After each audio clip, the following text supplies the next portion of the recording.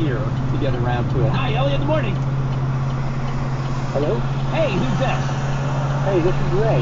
Hi, Ray. How are you? I'm good. How are you? Good. What can I do for you, sir?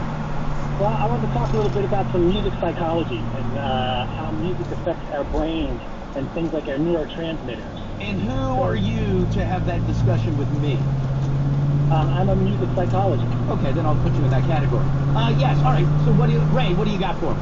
So the gentleman who was having trouble with his emotions in general, Right. yeah, may have trouble with feeling emotion with music, because when we hear music, it enhances our emotions in our brain and our neurotransmitters. And Not for everybody. Not for everybody. Well, that's right. Not for everybody. Like the gentleman who has trouble with his emotions.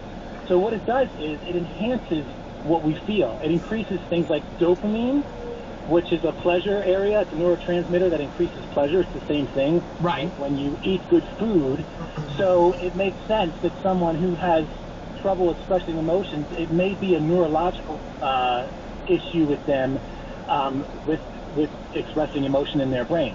So that may be why that gentleman who can't really find more emotion with music. Okay, so let's take him out of the study. How are there millions of people that are walking the streets of ours who hear a song and it does nothing for them? Nothing. Well, it depends on many factors.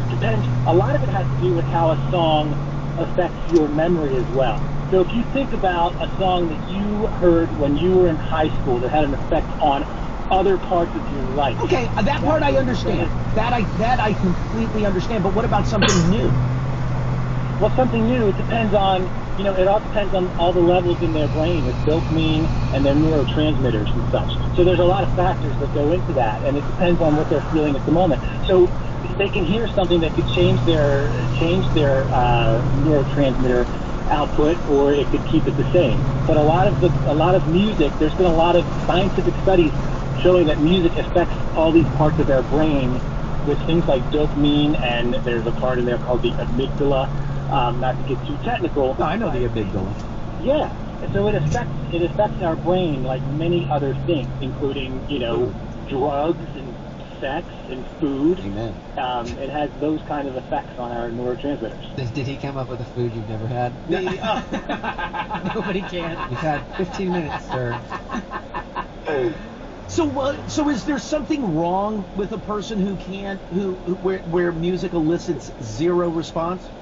No, I wouldn't say there was something wrong. I just think they may have a deficit, a neurological deficit with certain parts of emotion. And that